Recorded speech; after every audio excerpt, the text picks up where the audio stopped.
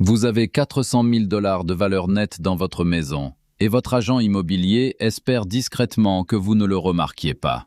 5 coûts cachés en dévorent la majeure partie dès que vous réduisez la taille. Les calculs que personne ne vous montre sont brutaux. La plupart des gens ne réalisent pas que la règle, vendre la grande maison et empocher la différence, est une énorme erreur pour la retraite. Ça semble si évident, si logique, si responsable. Les enfants sont partis, les chambres sont vides, la pelouse est trop grande. Vends-la, achète plus petit, mets la différence de côté, et savoure ton café sur une véranda plus modeste. Simple, non? Sauf que le boomer moyen qui suit ce plan repart avec 6 chiffres de moins que ce qu'on lui avait promis. La personne qui vous vend ce plan est la dernière à avoir intérêt à ce que vous fassiez les calculs. Reste avec moi, car la règle en laquelle tout le monde a confiance est discrètement brisée. Laisse-moi t'expliquer d'où elle vient. Réduire son train de vie comme un dogme s'est ancré dans la culture américaine de la retraite dans les années 80. À l'époque, les temps étaient différents. La plupart des gens partaient à la retraite avec une vraie pension, un véritable chèque mensuel à vie. Et le logement était vraiment abordable. Les impôts fonciers étaient bas. Les taux d'intérêt sont tombés des 2 chiffres, alors refinancer vers quelque chose de plus petit donnait l'impression de gagner à tous les coups. Vendre la maison familiale et emménager dans un petit ranch a vraiment libéré de l'argent et réduit vos factures. Alors l'histoire s'est imposée. Vos parents l'ont fait. Vos voisins l'ont fait. Chaque couverture de magazine disait de le faire. Tes enfants le répètent parce que, franchement, ils adoreraient avoir une plus petite maison à vider un jour. Votre agent immobilier le répète parce qu'il touche une commission dès l'instant où vous mettez la maison en vente. Votre conseiller le répète parce que la valeur nette de votre maison devient des actifs à investir qu'il est soudainement payé pour gérer. Tout le monde dans la salle hoche la tête. Et personne dans cette salle ne fait vraiment le calcul. Parce que le monde de 1985 n'existe plus. Les retraites ont disparu. Les impôts fonciers sont réinitialisés dès que vous vendez. L'assurance a bondi de plus de 100% en 10 ans. Et les taux d'intérêt ne vont pas vous tomber tout cuit dans le bec de sitôt. Les petites maisons coûtent presque autant au mètre carré que les grandes, que vous pensiez laisser derrière vous. Cette épargne restante doit résister à 30 ans d'inflation, de krach et à un train de vie qui refuse de se réduire. Un seul chiffre fait voler toute l'histoire en éclats. Laissez-moi vous montrer exactement à quoi ressemble ce chiffre. Voici le paradoxe qui vous frappe dès que vous mettez votre maison en vente.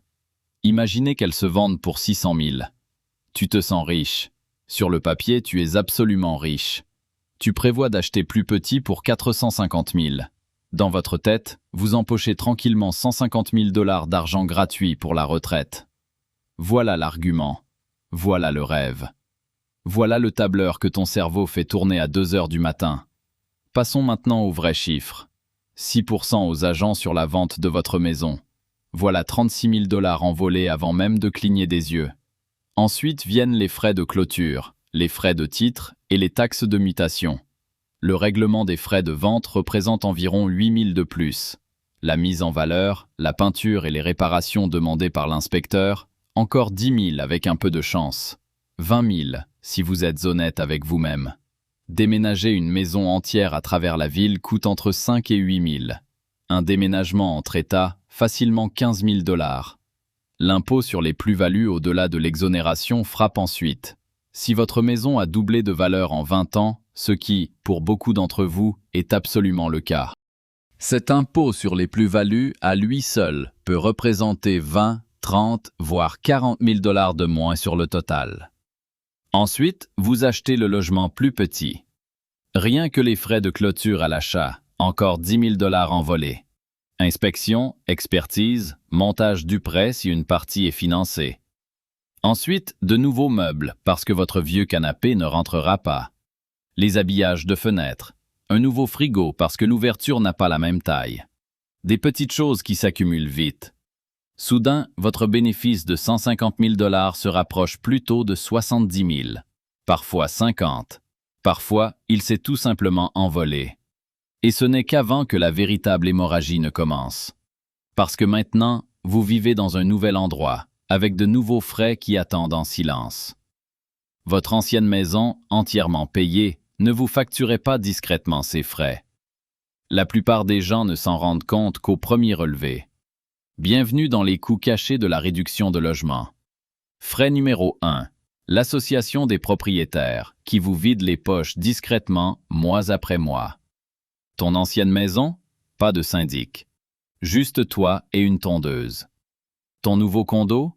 Entre 400 et 900 $ par mois. Chaque mois. Pour toujours. Et ça augmente chaque année. 900 par mois pendant 20 ans. Faites le calcul. Vous avez sous les yeux plus de 216 000 $, rien qu'en cotisation.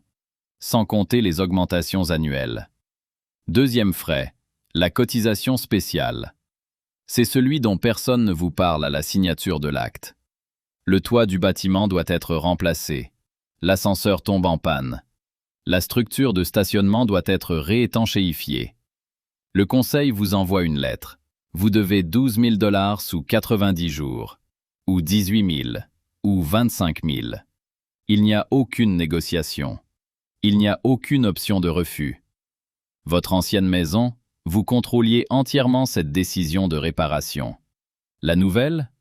3 inconnus que vous n'avez jamais rencontrés la contrôlent à votre place, et ils vous envoient la facture.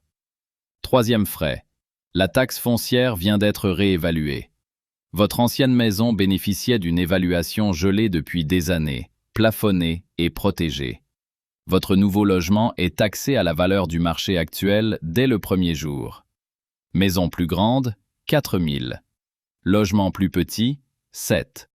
Félicitations pour votre déménagement dans plus petit. Frais numéro 4. L'assurance. Les primes dans les zones 55 et plus, littorales, sujettes aux incendies et aux inondations, ont explosé. Votre ancienne police d'il y a 20 ans bénéficiait d'un tarif clément. La nouvelle est calculée selon la réalité de 2026. Le double, parfois le triple. Frais numéro 5. Le prêt immobilier que vous n'aviez pas prévu de garder. Ceux qui réduisent la taille de leur logement conservent un petit solde, parce que les chiffres tombent presque justes. Ce petit solde est soumis à un taux 2, 3, parfois 4 points plus élevé que celui que vous aviez auparavant. Et cette déduction des intérêts hypothécaires que vous preniez avant, disparue ou réduite, parce que la déduction standard l'a absorbée. Ajoutez maintenant ce que les cours de maths ne vous ont jamais appris, car c'est là que réduire la taille vous rattrape vraiment. La maison rétrécit, vos dépenses, elles, ne le font pas. La plupart des gens l'ignorent, mais les recherches sur la retraite révèlent une tendance solide, cachée à la vue de tous. Les gens qui déménagent dans plus petit dépensent plus, pas moins, dans les 5 années qui suivent. Pas moins. Plus. Pourquoi? Parce que cette mensualité de crédit qui vous coûte 1000, 1500, 2000 par mois ne reste pas là à jouer les responsables. Il va quelque part. Il part en croisière. Il finance la rénovation d'une cuisine parce que les finitions bas de gamme, c'est déprimant. Ça part en dîner au restaurant 4 soirs par semaine parce que la nouvelle cuisine est trop petite pour y préparer Thanksgiving. Il passe à une voiture améliorée, car le nouveau garage peut enfin accueillir quelque chose d'un peu plus sportif qu'avant. Il existe un terme pour cela en finance comportementale, l'inflation du mode de vie. Elle frappe les gagnants de loterie, ceux qui obtiennent une promotion, et ceux qui réduisent leur train de vie et se sentent soudain à l'aise financièrement. Le cash est là, juste sous les yeux, qui clignote sur le compte. Chaque cerveau humain trouve 1000 raisons de dépenser cette prime. Ensuite, il y a l'aspect social. Vous quittez le quartier que vous avez connu pendant 30 ans. Les amis se retrouvent soudain plus loin. Le café n'est plus le même.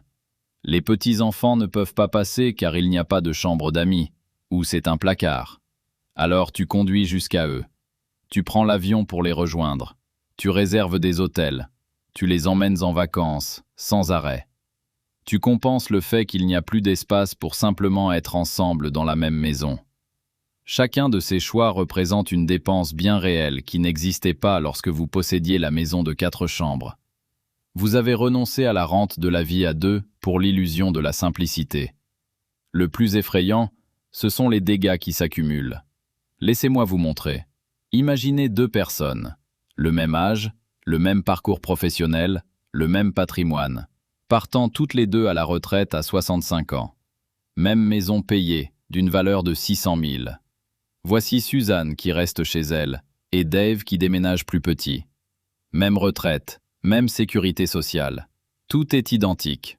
Une seule décision change. Suzanne garde sa maison, rien de spectaculaire, elle y vit, tout simplement. Elle paye la taxe foncière, l'assurance, un chauffe-eau de temps en temps. C'est tout. Dave vend, il suit la règle. Il emménage dans un condo à 450 000 $. Après tous ses frais, il repart avec environ 75 000 $ en liquide. Avançons de 20 ans. Suzanne a 85 ans. Sa maison a pris 3 à 4% de valeur par an, une estimation prudente. Cette maison de 600 000 $ vaut aujourd'hui environ 1 million à 1 100 000 $. Elle n'a jamais payé de frais, de commissions, ni de cotisations spéciales. Sa valeur nette a fait ce que fait toute valeur immobilière. Elle a augmenté régulièrement. Le condo de Dave a pris de la valeur, lui aussi. Mais historiquement, les condos prennent de la valeur moins vite que les maisons individuelles. Ce n'est pas une opinion, ce sont des décennies de données. Son appartement, acheté 450 000 $, en vaut aujourd'hui peut-être 650 000. Des gains modestes. Pendant ce temps, 20 ans de charges de copropriété à 700 $ par mois représentaient en moyenne environ 170 000 $. Deux cotisations spéciales, encore 30 000. Une taxe foncière plus élevée, 60 000 de plus sur ces mêmes 20 années. Ces 75 000 $ libérés, si les marchés coopéraient et qu'ils n'y touchaient pas, peut-être 240 000. Mais la plupart des retraités n'y touchent pas seulement de loin. Ils y puisent. Ils financent cette inflation du mode de vie dont nous venons de parler. Voilà le coup fatal. Si Dave partait à la retraite dans un marché défavorable et dépensait cette somme pendant une chute, le risque lié à la séquence des rendements a anéanti sa croissance. Ce scénario se produit bien plus souvent que quiconque dans le secteur ne l'admet ouvertement. Faites le calcul. Suzanne se retrouve avec environ 150 à 250 000 $ d'avance sur Dave. Deux retraités, même départ, fin différente. Une seule décision. Voici le chiffre unique qui met fin à tout ce débat, une fois pour toutes. Le propriétaire américain médian qui opte pour un logement plus petit perd environ 150 000 $ de patrimoine net au cours de la décennie suivante. Comptez chaque coût caché, chaque frais, chaque dollar de plus-value perdu, chaque dépense liée à l'inflation du mode de vie. Cela fait 150 000. Ce n'est pas un cas isolé. C'est le milieu de la distribution. La moitié de ceux qui réduisent leur logement font en réalité encore pire que ça. C'est le chiffre que votre agent immobilier ne mettra jamais sur le contrat de mandat quand vous finirez par vous asseoir pour signer. C'est le chiffre que vos enfants n'évoqueront pas à Thanksgiving. C'est le chiffre que les magazines sur papier glacé passent discrètement sous silence. Voilà le chiffre que je veux graver dans ton esprit, la prochaine fois qu'on te dira qu'il est malin de vendre et de simplifier. Voici ce que la plupart des gens ignorent à propos d'une grande maison entièrement payée. C'est une rente cachée dans laquelle vous vivez. C'est une couverture contre l'inflation avec un avantage fiscal. Cela vous coûte la taxe foncière et l'assurance. C'est littéralement tout, rien d'autre. Comparez cela à n'importe quel autre produit financier sur Terre. Il n'en existe aucun qui vous offre ces 4 avantages réunis. Un endroit où dormir, un actif qui prend de la valeur, une protection contre l'inflation et un abri fiscal. Le tout réuni en un seul. La maison familiale entièrement payée est l'un des instruments financiers les plus sous-estimés à la retraite. Et tout le monde vous souffle discrètement de vendre. La vraie richesse contre l'apparence de la richesse, c'est toute la conversation, en un mot. Réduire son train de vie te fait juste paraître liquide. Il place brièvement une grosse somme sur un compte courant. Il vous donne quelque chose d'impressionnant à montrer, mais seulement pour un instant. Mais la vraie richesse, celle qui continue de vous rapporter pendant 30 ans, c'est souvent ce que vous possédez déjà. Voici ce qui dérange vraiment le secteur. Vous pouvez retirer de l'argent de votre maison sans jamais la vendre. Une marge de crédit hypothécaire, un refinancement avec retrait d'argent si les taux sont avantageux, ou même un prêt hypothécaire inversé. Les prêts hypothécaires inversés ont un problème de réputation, mais bien utilisés, ils battent mathématiquement le carnage des frais de transaction d'un déménagement complet. Vous conservez la valorisation, vous conservez le quartier, vous conservez la rente. Vous puisez simplement dans les fonds propres, c'est tout. Personne ne touche de grosses commissions là-dessus, donc personne ne vous le propose. Alors, que devriez-vous vraiment faire à la place? Voici le test des 5 questions. Fais-le avant de mettre le moindre article en vente. Note-les soigneusement dès maintenant. Question 1. Quel est mon produit net réel et non brut? Prenez le prix de vente et soustrayez 6% de commission. Soustrayez les frais de clôture des deux côtés. Soustrayez le déménagement. Soustrayez l'impôt sur les plus-values. Soustrayez aussi l'installation dans le nouveau logement et les nouveaux meubles. Le chiffre qui reste, c'est ce que vous avez vraiment. S'il n'est pas nettement meilleur que de rester où vous êtes, alors arrêtez tout simplement. Question 2. Quel est le coût total de possession sur 10 ans au nouveau logement par rapport à l'ancien? Ajoutez 10 ans de charges de copropriété, 10 ans de nouvelles taxes foncières plus élevées, 10 ans de primes d'assurance plus élevées, plus les cotisations spéciales prévues et les intérêts hypothécaires éventuels. Comparez avec 10 ans de vos coûts actuels connus aujourd'hui. La plupart des gens sont stupéfaits. Le nouveau petit logement coûte souvent plus cher par an que l'ancien grand. Question numéro 3. Qu'essayez-vous vraiment de résoudre? Est-ce la trésorerie, un entretien que vous ne pouvez physiquement plus assurer? Sont-ce les escaliers? Est-ce l'éloignement de la famille? Des problèmes différents ont des solutions différentes et bien moins coûteuses que de bouleverser toute votre vie pour vous installer plus petit. Les problèmes de trésorerie peuvent se régler avec une marge de crédit hypothécaire ou en louant une chambre. L'entretien peut se régler en faisant appel à un service spécialisé. Un monte-escalier règle le problème des marches, pour une fraction de ce que coûte réellement un déménagement complet. Et la distance familiale. Déménager une fois, au bon endroit, la bonne fois, pas à répétition sur trop d'années. Question numéro 4. Pouvez-vous générer des revenus à partir de ce que vous possédez déjà? Un logement accessoire, une chambre en location, un sous-sol loué. Un refinancement partiel pour réduire la mensualité. Souvent, la grande maison n'est pas le problème, c'est la solution que personne n'a mentionnée. Question numéro 5. Votre trésorerie mensuelle est-elle réellement négative, ou avez-vous simplement l'impression qu'elle est serrée? Ce sont deux problèmes très différents. Les émotions se règlent avec un budget. Un vrai flux de trésorerie négatif, tout compris, est le seul véritable signal pour se redimensionner. Et ajuster la taille ne veut pas toujours dire vendre. Parfois, il s'agit simplement de restructurer ce que vous avez déjà. C'est aux chiffres de décider. Si vous répondez honnêtement à ces 5 questions et que les chiffres disent toujours de vendre, alors vendez, mais en toute lucidité. Tu le fais parce que les chiffres le prouvent, pas parce que ton beau-frère l'a dit au dîner de Noël. Voilà toute la différence entre une décision financière intelligente et une jolie histoire que vous vous racontez en silence.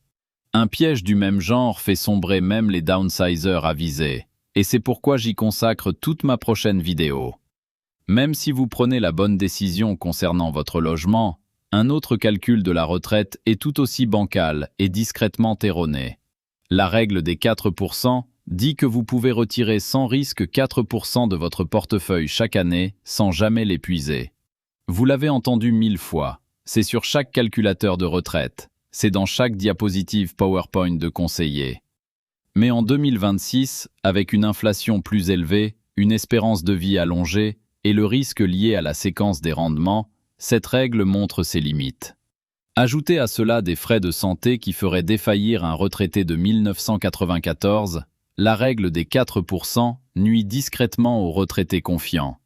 Voici comment tout s'articule. Vous avez réduit la taille de votre logement, libéré 75 000 $ en liquidité, puis appliqué la règle de retrait de 4%. Sur un portefeuille censé durer 30 ans, vous empilez 2 hypothèses erronées l'une sur l'autre. Les calculs de la maison ont échoué au départ. Les calculs du retrait sont sur le point d'échouer à l'arrivée. Voilà l'archétype que je veux vous présenter.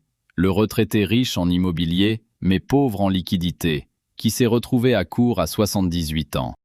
Parce que voilà ce qu'il faut comprendre sur la retraite en 2026. Les règles ont été écrites pour un monde qui a disparu. Les retraites ont disparu. Les taux d'intérêt sont instables. L'immobilier ne réagit plus comme avant. La santé engloutit une part plus grande. L'espérance de vie s'allonge. Et la personne moyenne essaie d'aborder la retraite en 2026 avec des conseils de 1985 et prend discrètement du retard. C'est pour ça que je crée cette série. Vous méritez de comprendre comment l'argent fonctionne vraiment, pas des idées reçues vieilles de plusieurs décennies. Vous méritez de calculer les vrais chiffres, ceux qui tiennent compte de chaque frais caché et de chaque piège silencieux. Vous méritez de décider parce que c'est bon pour vous, pas parce que quelqu'un touchant une commission a souri et hoché la tête. Avant de partir, une petite demande. Si cela a changé, même légèrement, votre façon de voir la réduction d'espace, abonnez-vous. Je suis Andy. Ici, Andy explique l'argent. Et chaque semaine, je décrypte les calculs de la retraite que personne d'autre ne vous montre. Dans la prochaine vidéo, on démonte la règle des 4% et je te montre le chiffre qui fonctionne vraiment aujourd'hui. Si tu veux des stratégies plus intelligentes pour ton argent, c'est exactement là que tu